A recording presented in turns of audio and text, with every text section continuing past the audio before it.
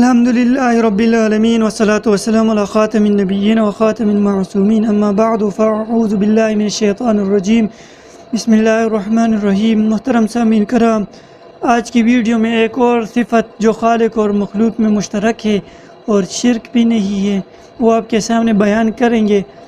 آج جس کے بارے میں بات کریں گے وہ ہے ہدایت۔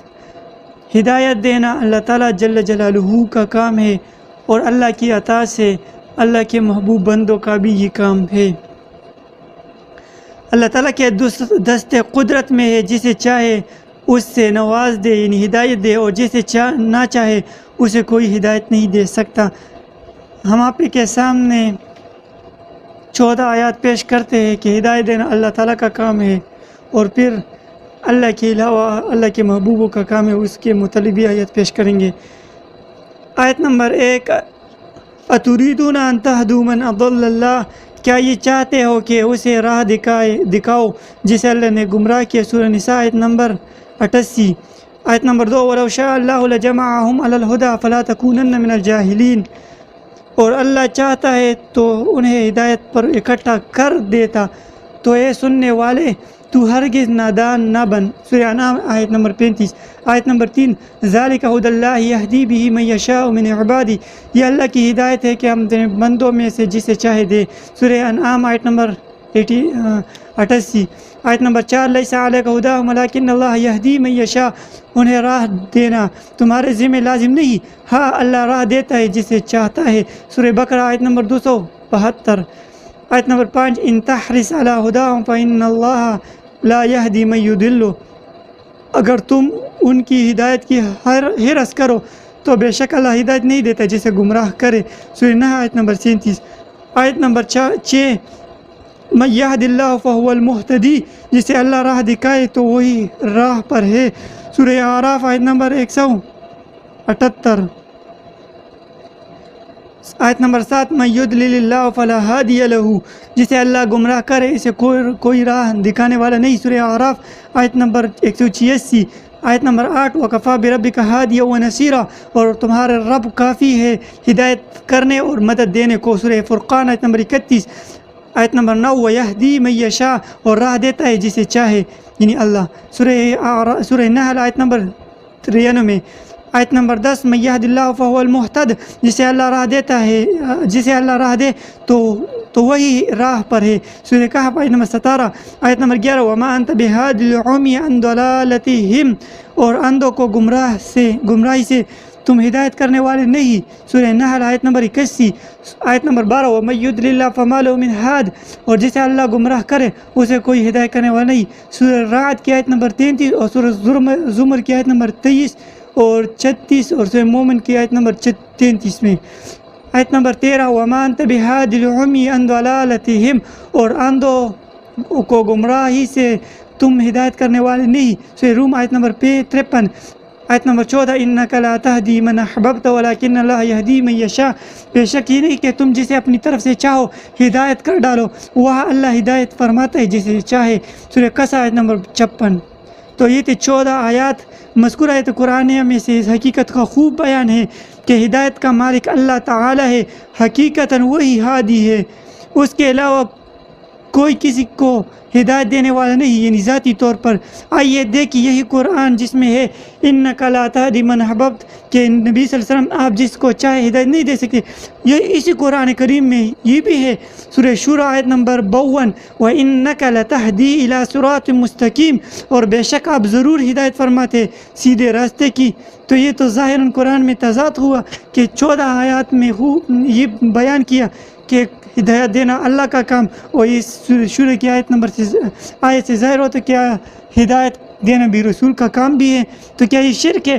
ہرگز شرک نہیں۔ قرآن کریم سے یہ ثابت ہے کہ آپ ہدایت نہیں دے سکتے، جیسا کہ انک لا تہدی من احببت والی آیت میں مذکور ہے، ذکر ہے۔ اور اس کے علاوہ وما انت بہاد العمی، اور ذکر کئی آیت سے یہ ثابت ہے کہ مگر یہی قرآن یہ اعلان فرما رہے ہیں وَإِنَّكَ لَتَهْدِي إِلَىٰ صِرَاطٍ مستقیم، کہ آپ ضرور ہدایت دیتے ہیں صراط مستقیم کی طرف۔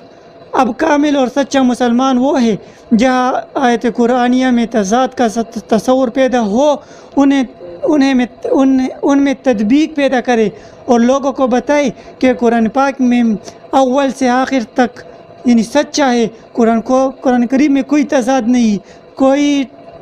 نہیں اور اس کی تمام آیتیں ایک دوسرے کی تصدیق و تفسیر کرتی ہے۔ اب اگر آیات قرآنیہ میں تطبیق بیان نہ کی جائے، اسناد حقیقی و مجاز کا ذکر نہ کیا جائے، ذاتی اور عطائی کا فرق نہ کیا جائے، محدود اور غیر محدود کا فرق نہ کیا جائے، متناہی اور غیر متناہی کا فرق نہ کیا جائے، تو یقین جانیے سارے کا سارا قرآن تضاد سے بھرپور نظر آئے گا۔ آیت قرآنیہ ایک دوسرے سے الجھتی و ٹکراتی نظر آئے گی۔ مثلا ایک آیت سے ثابت ہوتا کہ اللہ تعالیٰ سمیع و بصیر ہے، تو دوسری آیت میں انسان کے سمیع و بصیر ہونے کا ذکر بھی ہے۔ ایک آیت میں ذکر ہے کہ اللہ رؤوف رحیم ہے، تو دوسری آیت میں نبی کریم صلی اللہ علیہ وسلم کو رؤوف رحیم کہہ رہی ہے۔ قرآن کریم میں اللہ کے لیے ہے کہ حفیظ و علیم ہونا مذکور ہے، تو اسی قرآن میں حضرت یوسف علیہ السلام کے لیے بھی حفیظ و علیم کے صیغے آئے ہیں۔ اسی قرآن میں کلمہ نعمہ کے ساتھ اللہ کی تعریف ہے، اور یہی قرآن اس کلمہ نعمہ کے ساتھ اللہ کے بندوں کی تعریف بھی کرتا ہے۔ اسی قرآن سے ثابت ہے کہ حضرت عزت ساری کی ساری اللہ کے لیے ہے، اور یہی قرآن کلام ربی حق سچ کا یہ اعلان بھی کر رہا ہے کہ عزت اللہ کے لیے، اللہ کے رسول کے لیے اور ایمان والوں کے۔ اسی قرآن میں ہے کہ کریم اللہ ہے، اور اسی قرآن میں ہے کہ کریم اور بھی ہے، اللہ کے علاوہ بھی ہے۔ اسی قرآن میں ہے کہ عظیم اللہ ہے، اور اسی قرآن میں ہم نے 66 آیت پیش کیے تھے کہ اللہ بھی ہے اور اللہ کے علاوہ اور بھی عظیم ہے۔ اور اس کے علاوہ کہ اس قرآن میں ہے کہ اللہ بھی علم غیب جانتا ہے اور اللہ کے محبوب بھی جانتے ہیں۔ کیا یہ شرک ہے؟ تو ہرگز نہیں۔ تو اس معنوی فرق کو بیان نہ کرنے کی وجہ سے بے دینی اور بد مذہبی آوارگی کے دروازے کھل رہے ہیں، اور سادہ لوگ مسلمان پریشان ہیں کہ کیسے مانے اور کیسے نہ مانے۔ ہم عرض کرتے ہیں کہ قرآن پاک کی آیات میں تطبیق کرنا اور سب کی صداقت پر اعتقاد رکھنا اور قرآن آیت میں معنوی امتیاز و مواقع کا لحاظ نہ، یہ شرف و عظمت صرف اور صرف اہل سنت و جماعت حنفی بریلوی کو حاصل ہے۔ اس کے علاوہ 72 فرق باطلہ میں کسی کو حاصل نہیں، یہ صرف اور صرف اہل سنت و جماعت کو حاصل ہے۔ الحمدللہ علی ذالک، الحمدللہ علی احسانہ، الحمدللہ رب العالمین علی کل حال، سوى الکفر والضلال، الحمدللہ رب العالمین علی کل حال، واعوذ باللہ من حال اہل النار۔ اب آئیے مذکورہ آیات ہدایت کے مفہوم کی طرف۔ جن آیت میں فرمایا گیا کہ نبی ہدایت نہیں دیتے، وہاں مطلب یہ ہے کہ اللہ تعالیٰ کی مرضی کے خلاف ہدایت نہیں دیتے، اس کے مقابل کسی کو ہدایت نہیں دے سکتے۔ یوں نہیں ہو سکتے کہ اللہ کسی کو گمراہ کرنا چاہے اور نبی ولی اسے ہدایت دے دیں، اور جہاں ثابت ہے کہ اور ذکر ہے کہ نبی ہی ہدایت دیتے، وہاں مطلب ہے کہ باذن الہی اللہ کی عطا سے ہدایت دیتے ہیں، بلکہ انبیاء کرام کی بعثت کا تو سب سے بڑا مقصد ہی ہدایت ہے۔ اس پر کثیر التعداد آیات و حدیث شاہد ہے۔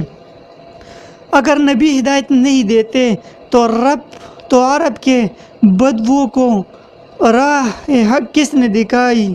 صدیوں کے گمراہوں کو صراط مستقیم کس کے نقش قدم پر چلنے سے حاصل ہوئی؟ اگر نبی ہدایت نہیں دیتے تو نسل در نسل قتل و غارت کے بازار گرم رکھنے والوں کو اظہار و محبت کے جذبے کس کے مساعی جمیلہ کے صدقے میں میسر آئی؟ اگر نبی ہدایت نہیں دیتے تو بچیوں کو جو قتل کیا جاتا تھا تو اس کو کس نے بچایا؟ اگر نبی ہدایت نہیں دیتے تو اوس و حضرج سینکڑوں مقتولوں کے قتل و خون بھول کر ایک دوسرے کے ساتھ شیر و شکر کیسے ہو گئے؟ کسی شاعر نے کیا خوب فرمایا تھا، کس نے ذروں کو اٹھایا اور صحرا کر دیا، کس نے قطروں کو ملایا اور دریا کر دیا، کس کی حکمت نے یتیموں کو کیا در یتیم اور غلاموں کو زمانے بھر کا مولا کر دیا، آدمیت کا غرض سما مہیا کر دیا، ایک عرب نے آدمی کا بول بالا کر دیا۔ اگر انبیاء و رسول ہی ہدایت و رہنمائی کے منصب پر فائز نہیں تو تم مبلغ کیسے بن گئے ہو؟ تبلیغ کا مقصد و مفہوم کیا ہے؟ تبلیغی مراکز ہدایت کے اڈے ہیں یا گمراہی کے محل؟ اگر مبلغ کو تبلیغ کے وقت ہادی اور رہنما کے بجائے مشرک اور گمراہ سے تعبیر کیا جائے تو آپ کی کیفیت کیا ہوگی؟ جب ہدایت مبلغ سے وابستہ ہی نہیں تو ایسی صورت میں یقیناً وہ جہالت و گمراہی کو پھیلانے والا ہوگا۔ تو جاہلو، پھر کس طرح آپ تبلیغ کر رہے ہو جب آپ کے ہاتھ میں ہدایت نہیں؟ ہدایت اگرچہ اللہ کا کام ہے، اللہ کسی نہ کسی کو ذریعہ بناتا ہے، وسیلہ بناتا ہے، اس کے ذریعے کسی کو ہدایت دیتا ہے۔ اگر آپ ذریعہ و وسیلہ اس میں نہیں ہے تو پھر اب ہم یہی کہہ سکتے کہ فاعتبروا یا اولی الابصار، ہمارا یہی سوال ہے، فاعتبروا یا اولی الابصار۔ تو ملتے ہیں اگلی ویڈیو میں، تب تک کے لیے السلام علیکم ورحمۃ اللہ۔